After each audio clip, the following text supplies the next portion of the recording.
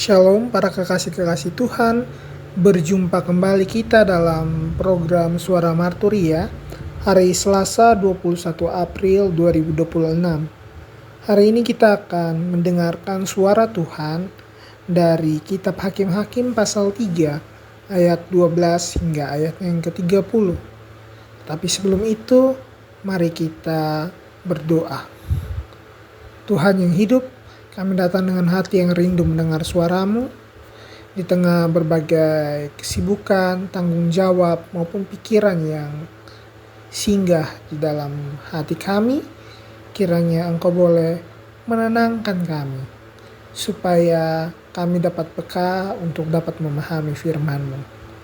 Bukalah pengertian kami, supaya kami tidak hanya mendengar, tetapi juga mampu mengalami dan melakukan kebenaran firman-Mu. Dalam nama Tuhan Yesus kami berdoa. Amin. Kita membaca firman Tuhan dari kitab Hakim-Hakim pasal 3 ayat 12 hingga 30 di bawah judul perikop Ehud. Tetapi orang Israel melakukan pula apa yang jahat di mata Tuhan. Lalu Eglon Raja Moab diberi Tuhan kuasa atas orang Israel, oleh sebab mereka telah melakukan apa yang jahat di mata Tuhan. Raja ini mengajak Bani Amon dan Bani Amalek menjadi sekutunya. Lalu majulah ia dan memukul orang Israel kalah. Kota pohon korma diduduki mereka. 18 tahun lamanya orang Israel menjadi takluk kepada Eglon Raja Moab.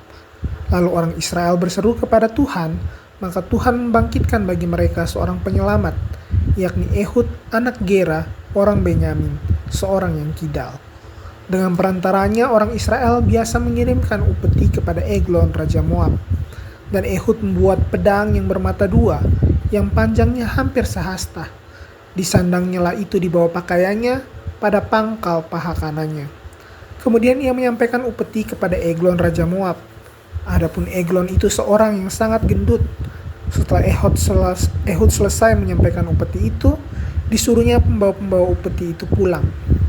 Tetapi ia sendiri berhenti pada batu-batu berpahat yang di dekat Gilgal, dan kembali menghadap raja. Berkatalah ia, ada pesan rahasia yang kubawa untuk tuanku ya raja. Kata Eglon, diamlah dahulu. Maka semua orang yang berdiri di depannya itu pergi keluar. Lalu Ehud masuk mendapatkan dia, sedang ia duduk sendirian di kamar atas di rumah peranginannya. Berkatalah Ehud, ada firman Allah yang kubawa untuk tuanku. Lalu bangunlah ia berdiri dari tempat duduknya. Kemudian Ehud mengulurkan tangan kirinya, dihunusnya pedang itu dari pangkal paha kanannya dan ditikamkannya ke perut raja, sehingga hulunya beserta mata pedang itu masuk. Lemak menutupi mata pedang itu, sebab pedang itu tidak dicabutnya dari perut raja. Lalu keluarlah ia melalui pintu belakang. Demikianlah Ehud sampai ke serambi. Pintu kamar atas itu ditutup dan dikuncinya setelah ia keluar. Baru saja ia keluar, datanglah hamba-hamba raja melihat, tetapi pintu kamar atas itu terkunci. Lalu berkatalah mereka, tentulah ia membuang air di kamar rumah peranginan itu. Lalu mereka menunggu-nunggu sampai menjadi bingung. Tetapi raja tidak membuka pintu kamar atas itu. Kemudian mereka mengambil kunci, membuka pintu, maka tampaklah tuan mereka mati tergeletak di lantai.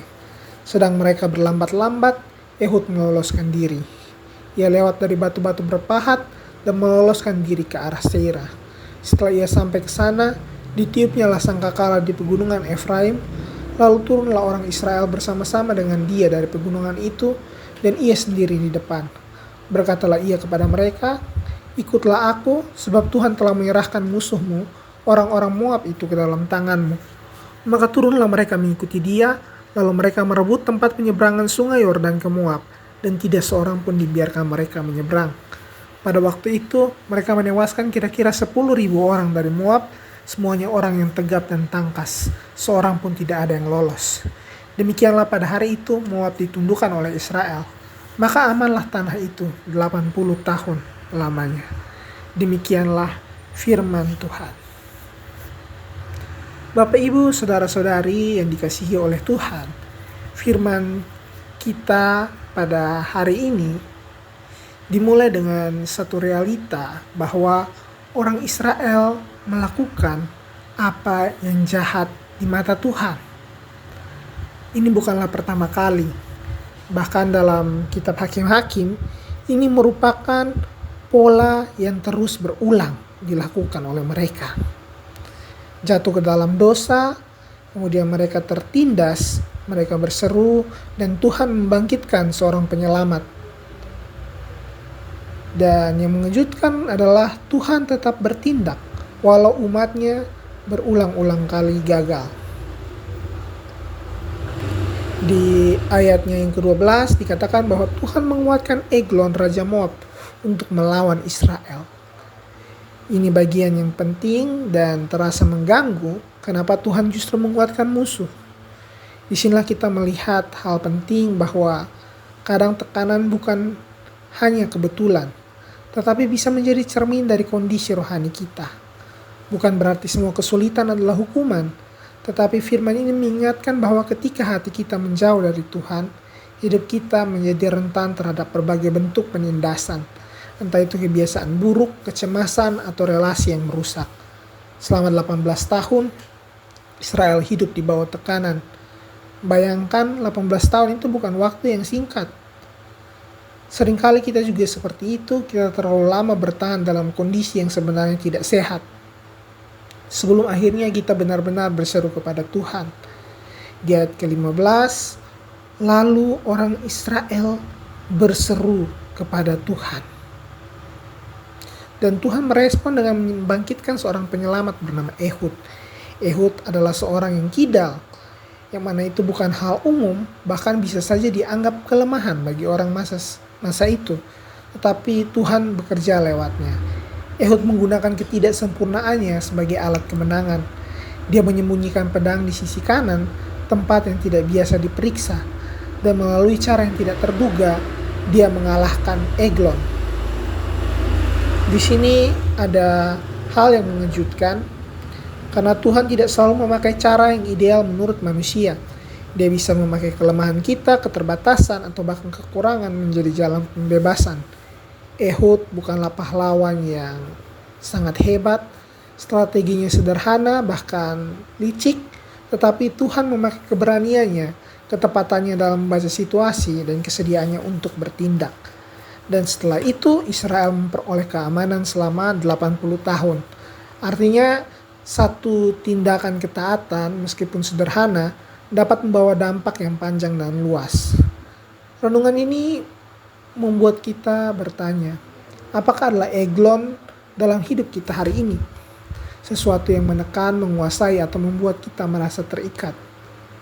Dan mungkin apakah kita sedang menunda atau berseru kepada Tuhan?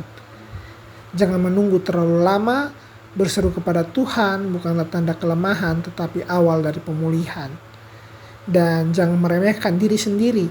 Apa yang kita anggap sebagai kekurangan bisa jadi justru adalah alat yang Tuhan pakai untuk menyatakan kuasanya. Tuhan tidak menunggu kita sempurna, Dia hanya menunggu kita bersedia. Mari kita berdoa. Tuhan, kami mengakui bahwa seringkali kami jatuh ke dalam pola yang sama. Kami menjauh, lalai, dan baru kembali saat terdesak. Untuk itu ampunilah kami ya Tuhan. Hari ini kami belajar bahwa Engkau senantiasa setia ketika kami tidak setia. Ajarlah kami untuk tidak menunda dalam berseru kepadamu. Jika dalam hidup kami ada hal-hal yang menekan dan mengikat, berikanlah kami keberanian untuk datang kepadamu, dan pakailah hidup kami, bahkan dalam segala keterbatasan kami, menjadi alat bagi rencanamu. Dalam nama Tuhan Yesus kami berdoa. Amin. Sahabat pendengar Suara Marturia, ingatlah bahwa Tuhan bisa memakai siapa saja dengan cara yang tidak terduga untuk membawa pemulihan. Tetaplah dekat dengan Tuhan dan izinkan hidup kita dipakai olehnya hari ini maupun seterusnya. Shalom, Tuhan memberkati kita semua.